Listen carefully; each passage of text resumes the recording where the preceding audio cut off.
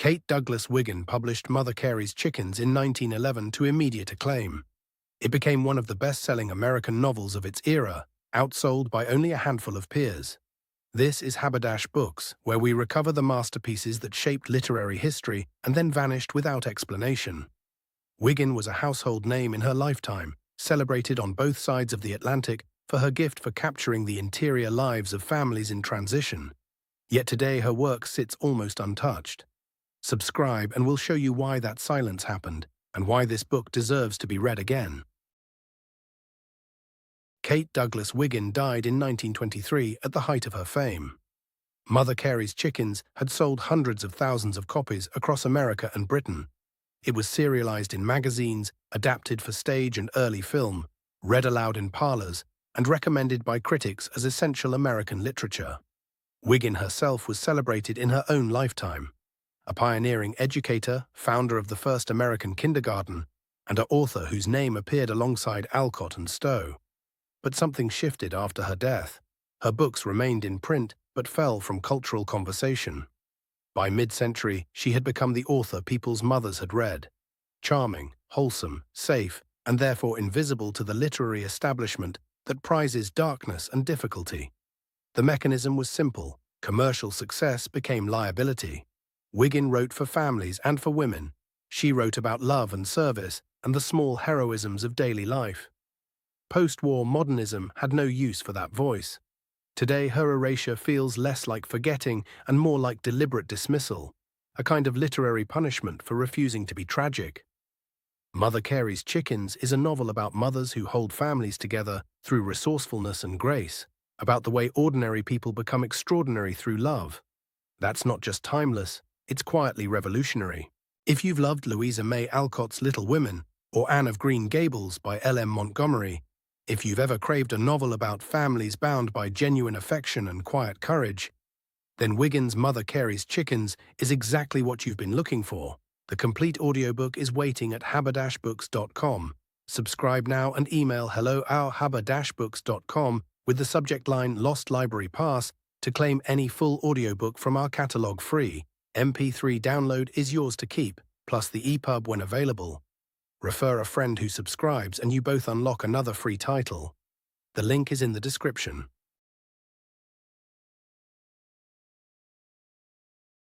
The chickens I. The common denominator IV. The broken circle VHOW about Julia, VI. Nancy's idea VII. Old beasts into new VII.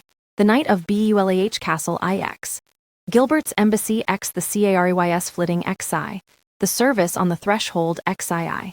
Cousin ANN XII. The pink of perfection XIV. WAYS Ann means XV. Belonging to BULAH XVI. The post bag XVII.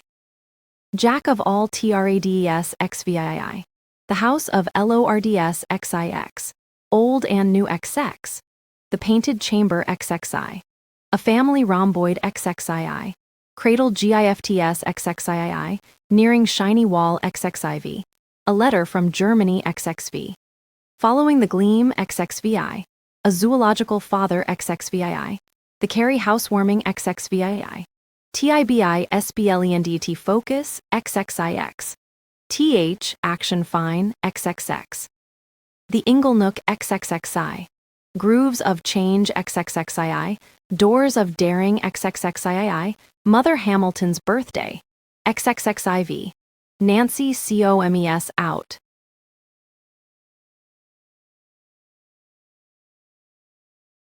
By and by there came along a flock of petrels, who are Mother Carey's own chickens.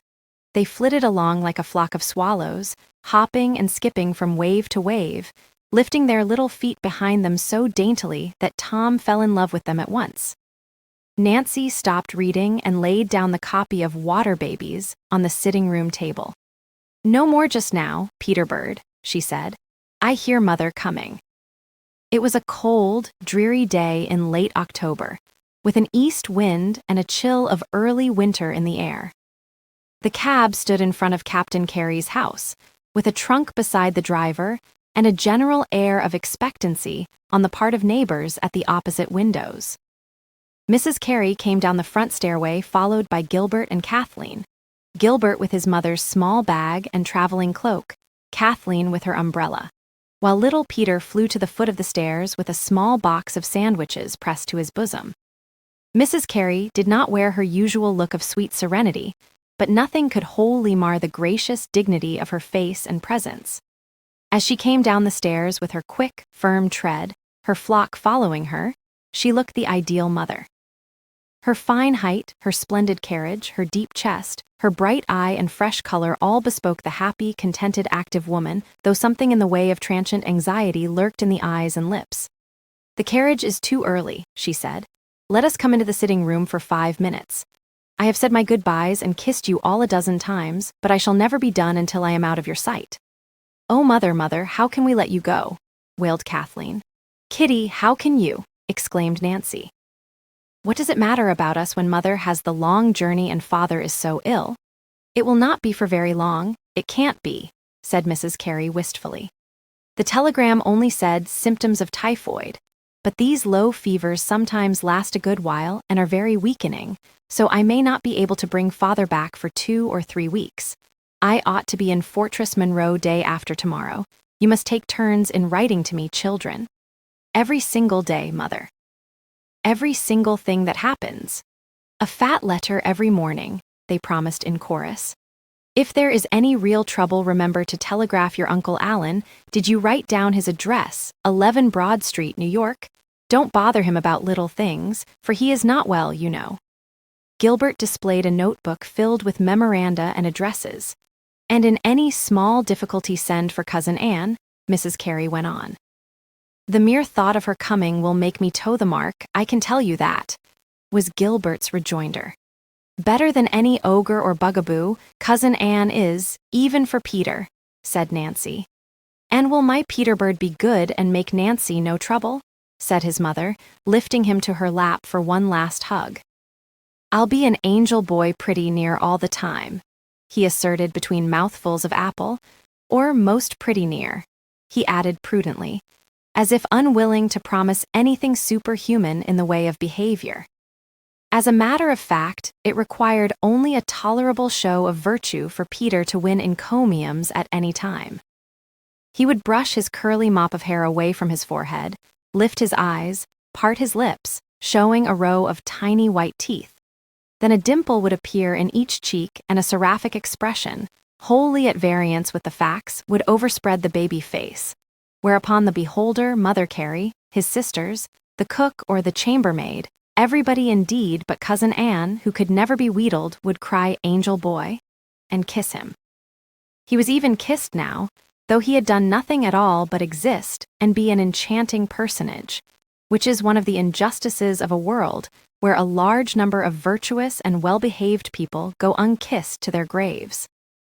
"I know Joanna and Ellen will take good care of the housekeeping," continued Mrs. Carey, "and you will be in school from 9 to 2, so that the time won't go heavily.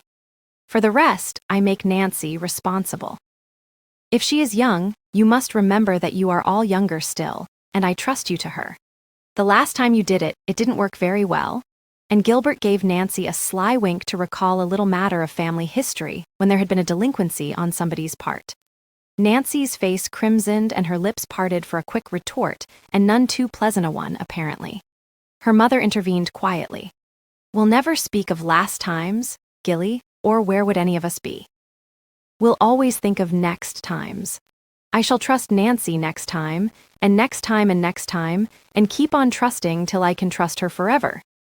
Nancy's face lighted up with a passion of love and loyalty. She responded to the touch of her mother's faith as a harp to the favoring wind, but she said nothing. She only glowed and breathed hard and put her trembling hand about her mother's neck and under her chin. "Now it's time. One more kiss all around. Remember you are Mother Carey's own chickens. There may be gales while I am away, but you must ride over the crests of the billows as merry as so many flying fish. Goodbye, goodbye. Oh, my littlest Peter bird, how can Mother leave you? I opened the lunch box to see what Ellen gave you, but I only broke off 2 teenty, weenty corners of sandwiches and 1 little new moon bite out of a cookie," said Peter, creating a diversion according to his wont. Ellen and Joanna came to the front door, and the children flocked down the frozen pathway to the gate after their mother, getting a touch of her wherever and whenever they could, and jumping up and down between whiles to keep warm. Gilbert closed the door of the carriage, and it turned to go down the street. One window was open, and there was a last glimpse of the beloved face framed in the dark blue velvet bonnet, one last wave of a hand in a brown muff. "Oh, she is so beautiful," sobbed Kathleen. "Her bonnet is just the color of her eyes, and she was crying." "There never was anybody like Mother," said Nancy, leaning on the gate, shivering with cold and emotion. "There never was, and there never will be." "We can try and try, Kathleen, and we must try, all of us. But Mother wouldn't have to try. Mother must have been partly born so."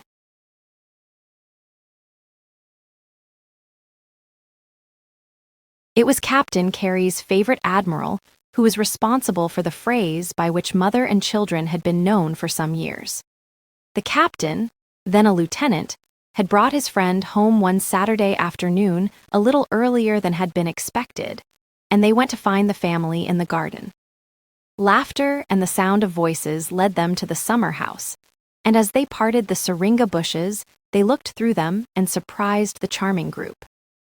A throng of children like to flowers were sown about the grass beside, or climbed her knee. I looked who were that favored company. That is the way a poet would have described what the admiral saw, and if you want to see anything truly and beautifully, you must generally go to a poet. Mrs. Carey held Peter, then a crowing baby, in her lap. Gilbert was tickling Peter's chin with a buttercup, Nancy was putting a wreath of leaves on her mother's hair, and Kathleen was swinging from an apple tree bough, her yellow curls flying. "Might I inquire what you think of that?" asked the father. "Well," the admiral said, "mothers and children make a pretty good picture at any time, but I should say this one couldn't be beat. 2 for the Navy, eh?" "All 4 for the Navy, perhaps," laughed the young man. Nancy has already chosen a rear admiral and Kathleen a commodore. They are modest little girls. They do you credit, Peter? I hope I've given them something. I've tried hard enough, but they are mostly the work of the lady in the chair. Come on and say, how do you do? Before many Saturdays, the admiral's lap had superseded all other places as a gathering ground for the little Careys, whom he called the stormy petrels.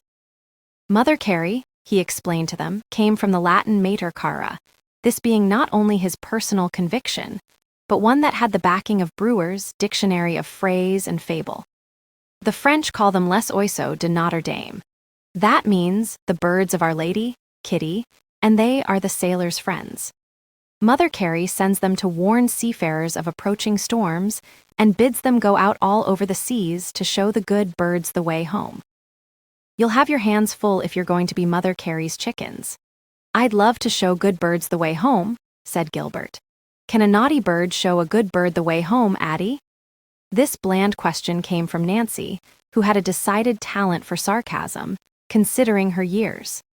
Of course, the Admiral might have stopped the children from calling him Addie, but they seemed to do it because Admiral was difficult, and anyway they loved him so much they simply had to take some liberties with him.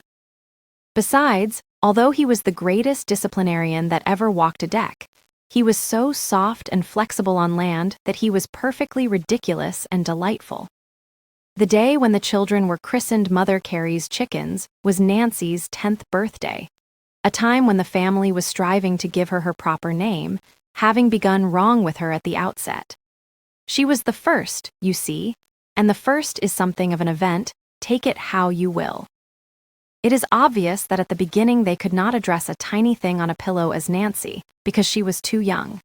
She was not even alluded to at that early date as she, but always as it, so they called her Baby and let it go at that.